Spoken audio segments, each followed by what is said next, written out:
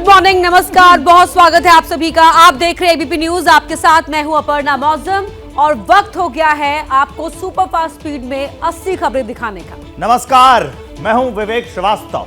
ये वक्त है देश और दुनिया की तमाम बड़ी खबरों को तेज तरार अंदाज में आपके सामने रखने का। यकीन मानिए एक भी खबर छूटेगी नहीं, आपके सिर्फ 8 मिनट ही खर्च होंगे और बदले में होगी कोने कोने की हर खबर। तो बिना वक्त गवाए 8 मिनट में 80 की स्पीड से खबरें। गणतंत्र दिवस पर राष्ट्रपति द्रौपदी मुर्मू की ओर से आयोजित किया गया एट होम डिनर। सभी पार्टियों के दिग्गज नेताओं और गणमान्य लोगों ने डिनर में लिया हिस्सा। श्रीनगर के ऐतिहासिक लाल चौक पर भी मनाया गया गणतंत्र दिवस। बीजेपी के संगठन महामंत्री अशोक कौल ने घंटाघर पर फहराया राष्ट्रध्वज। कश्मीर के लाल चौक सिटी सेंटर से 100 फुट लंबे राष्ट्रीय ध्वज के साथ निकाला गया मार्च। अखिल भारतीय विद्यार्थी परिषद ने किया था आयोजन। अटारी बॉर्डर पर बीटिंग द रिट्रीट समारोह में दिखा जबरदस्त जोश। बॉर्डर पर गूंजा हिंदुस्तान जिंदाबाद। करगिल में स्थानीय कलाकारों ने बर्फ से बनाई खास कलाकृति। G20 और आजादी के अमृत महोत्सव से जुड़े लोगों पर बनाई झांकी। जम्मू कश्मीर के अनंतनाग में भारी बर्फबारी के बीच मनाया गया गणतंत्र दिवस। छात्रों में जोश दिखा। गणतंत्र दिवस पर हिमाचल पुलिस को मिले 5 पदक। एडीजीपी सतवंत अटवाल और डेप्यूटी कमांडेंट जनरल अनुज तोमर को राष्ट्रपति पुरस्कार से किया गया सम्मानित। उत्तराखंड के रुद्रप्रयाग में आईटीबीपी के जवानों ने 11,700 फीट की ऊंचाई पर फहराया तिरंगा। केदारनाथ में 4 फीट की बर्फबारी के बीच तिरंगा फहराया गया। यूपी के अमरोहा में 5,000 से ज्यादा किसानों ने निकाली तिरंगा यात्रा। आवारा पशुओं की समस्या और गन्ने के सही दाम तय न होने से परेशान। गणतंत्र दिवस के मौके पर जोशीमठ में लोगों ने निकाली तिरंगा रैली। आपदा से प्रभावित लोगों ने एनटीपीसी के खिलाफ नारेबाजी की। गणतंत्र दिवस पर जम्मू कश्मीर सरकार ने किया पुरस्कारों का ऐलान। कला श्रेणी में एक्टर विद्युत जामवाल और उरी फिल्म निर्देशक आदित्य धर को दिया गया पुरस्कार। महाराष्ट्र के नासिक में शादी समारोह में चढ़ा दिखा गणतंत्र दिवस का रंग। राष्ट्रगान गाकर शुरू की शादी। लोग कर रहे हैं इस कदम की तारीफ। यूपी के बांदा में शादी में दिखी देशभक्ति की अनोखी मिसाल। विदाई के पहले दूल्हा दुल्हन ने फहराया तिरंगा। शादी में शामिल लोगों ने इस पहल का किया जोरदार स्वागत। यूपी सरकार के पूर्व मंत्री मोहसिन रजा का वीडियो वायरल। गणतंत्र दिवस समारोह में कुर्सी के लिए लड़े राज्य मंत्री दानिश आजाद अंसारी और मोहसिन रजा।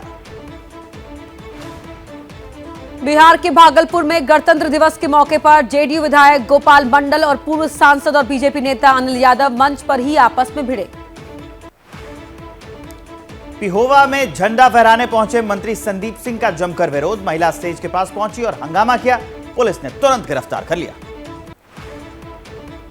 संदीप सिंह ने पिहोवा में फहराया तिरंगा झंडा। कुरुक्षेत्र में भी लोगों का विरोध। जमकर की नारेबाजी। संदीप सिंह पर चंडीगढ़ में दर्ज है यौन हिंसा का केस।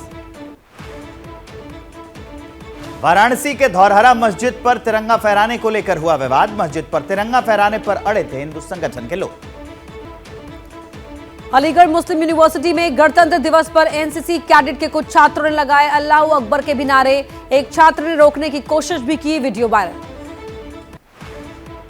एमयू में गणतंत्र दिवस पर लगाए गए धार्मिक नारे पर बीजेपी नेता निशित शर्मा ने जताया विरोध।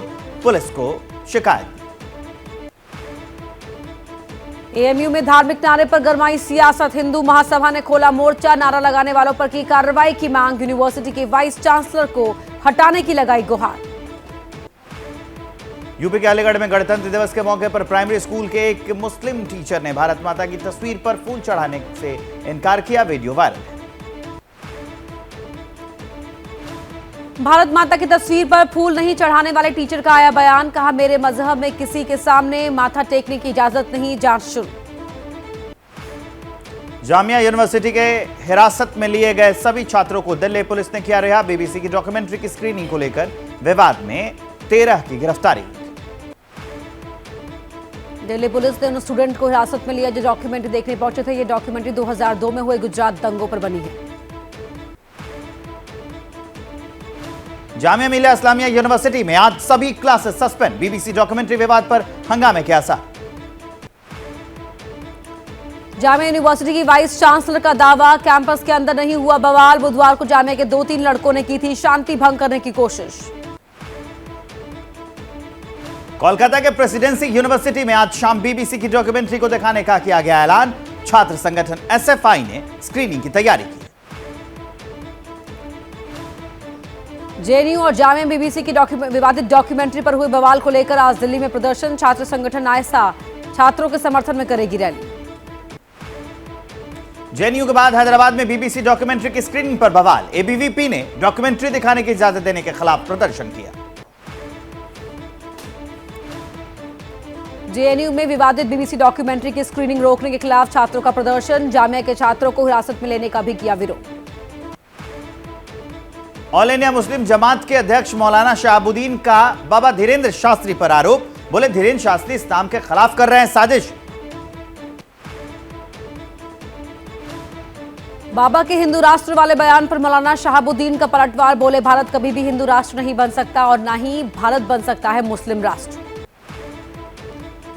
मौलाना शहाबुद्दीन का दावा, बागेश्वर बाबा अब तक 328 लोगों का करवा चुके हैं धर्मांतरण। छत्तीसगढ़ सरकार से की धर्मांतरण कानून के तहत कार्रवाई की मांग। हिंदू राष्ट्र का मुद्दा उठाने के बाद जल्द ही यूपी के सीएम योगी आदित्यनाथ से मुलाकात करेंगे बागेश्वर धाम के बाबा धीरेन्द्र शास्त्री। एमपी के स्वास्थ्य मंत्री प्रभुराम चौधरी का बयान, रामचरितमानस को राष्ट्रीय ग्रंथ घोषित करने की मांग को सही प्लेटफॉर्म पर रखा जाए। बागेश्वर धाम के बाबा धीरेन्द्र शास्त्री के समर्थन में खुलकर आए बाबा रामदेव। बोले बाबा के बहाने सनातन धर्म पर लांछन लगाने की हो रही है कोशिश। बागेश्वर धाम में मानसिक रोग के इलाज के लिए गई चित्रकूट की महिला 6 महीने से लापता। पति का आरोप, बाबा ने आधे घंटे में वापस लौटने की बात कही थी, आज तक पता नहीं चला। टीडीपी अध्यक्ष एन चंद्रबाबू नायडू के बेटे नारा लोकेश आज से शुरू करेंगे 4000 किलोमीटर लंबी पदयात्रा। युवा गालम यानी युवाओं की आवाज नाम से पदयात्रा शुरू होगी। आंध्र प्रदेश में सत्ता में वापसी के लिए संघर्ष कर रही टीडीपी को इस पदयात्रा के जरिए जनता के उससे जुड़ने की उम्मीद। विधानसभा चुनाव में फायदे की उम्मीद। लोकेश की युवा गालम यात्रा 400 दिनों में 4000 किलोमीटर की दूरी तय करेगी। पूर्व मंत्री लोकेश वर्तमान में विधान परिषद के सदस्य हैं। 2019 में चुनाव हार गए थे।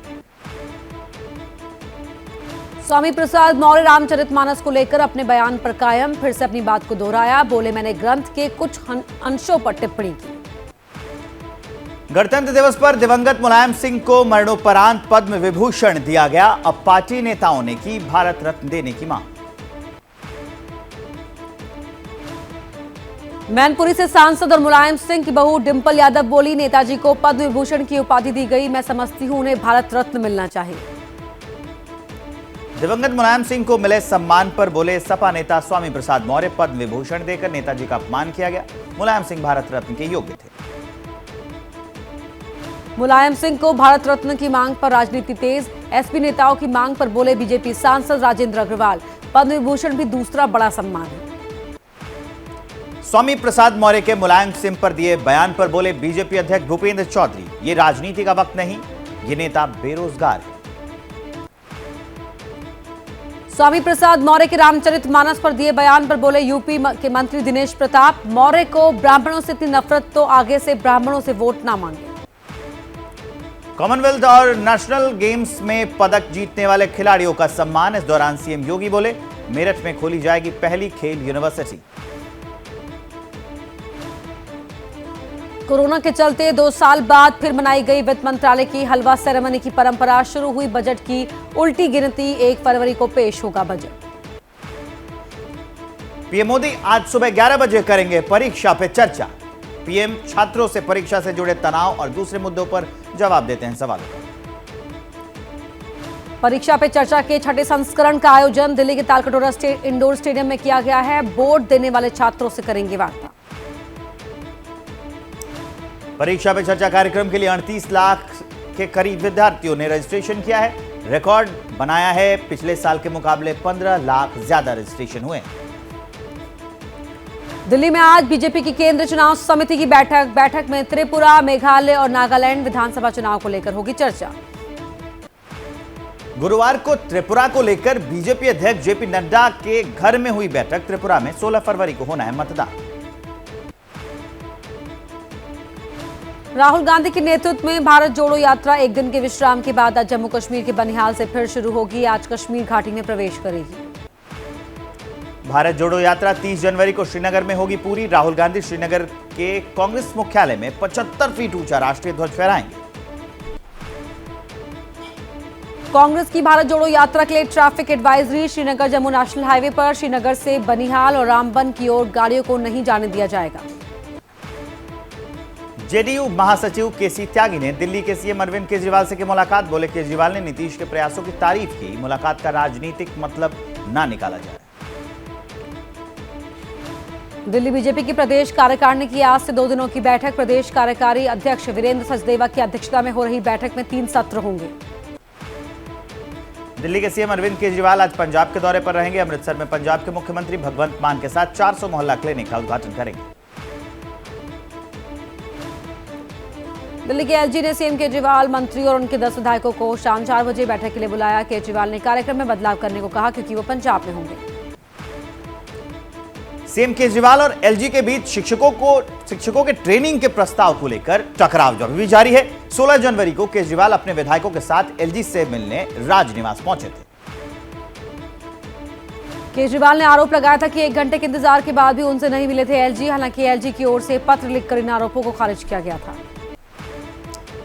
सीएम केजरीवाल ने एलजी के पत्र का जवाब देते हुए सुझाव दिया है कि दोबारा विचार किया जाए इस पर। केजरीवाल सरकार दिल्ली के शिक्षकों को ट्रेनिंग के लिए फिनलैंड भेजना चाहती है। दिल्ली में मेयर चुनाव पर आम आदमी पार्टी की याचिका पर आज सुप्रीम कोर्ट में हो सकती है सुनवाई। एमसीडी में समेत सरकार बनाने की मांग। मेयर चुनाव में एलजी की मनमानी के खिलाफ आम आदमी पार्टी के कोर्ट जाने पर दिल्ली बीजेपी की प्रतिक्रिया। कहा कोर्ट में भी आपको मुंह की खानी पड़ेगी। वंचित बहुजन आघाड़ी के नेता प्रकाश आंबेडकर के बयान से महाविकास आघाड़ी में दरार। शिवसेना के बड़े नेताओं को बीच बचाव के लिए उतरना पड़ा। प्रकाश आंबेडकर के बयान पर शिवसेना उद्धव गुट ने कहा हम सब बीजेपी को रोकने के लिए एक साथ आए। हमारी प्राथमिकता बीजेपी को हराना। प्रकाश आंबेडकर ने शरद पवार को बताया था बीजेपी का आदमी। बीजेपी के खिलाफ राष्ट्रीय स्तर पर विपक्ष एकजुट करने में शरद पवार को एक बड़ा नेता माना जाता है। उद्धव ठाकरे की पार्टी के साथ प्रकाश आंबेडकर के गठबंधन को हफ्ता भर भी नहीं हुआ। प्रकाश के शरद पवार पर दिए बयान से बड़ी शिवसेना की मुश्किलें। दिल्ली में बादल छाने और हवाएं चलने से फिर बढ़ी ठंड। मौसम विभाग के मुताबिक दिल्ली समेत उत्तर भारत के कुछ इलाकों में अगले 2 से 3 दिन छाए रहेंगे बादल। जम्मू कश्मीर के कई इलाकों में बर्फीले तूफान की चेतावनी। बारामूला, गांदरबल, बांदीपोरा, डोडा, किश्तवाड़, कुपवाड़ा और रामबन में पहाड़ों से बर्फ खिसक सकती है। बर्फबारी के बाद 27 अप्रैल से खुलेंगे बाबा बद्रीनाथ धाम के कपाट। पहली बार चारों धामों में करीब 40 लाख तीर्थयात्रियों ने किए दर्शन। जैसे ही घड़ी का काटा दोपहर 2:30 पे आए, बबीता जी का दिल सास बहू साजिश के लिए मचल जाए। और ये है इनकी बहू, पूरे दिन ऑफिस की टेंशन हो जाए गॉन जब ये करें अपना फेवरेट शो फ्री टाइम पे ऑन। इनकी तरह आप भी देखिए अपना फेवरेट शो अपने टाइम पर और डाउनलोड कीजिए एबीपी लाइव ऐप अपने स्मार्ट टीवी पर।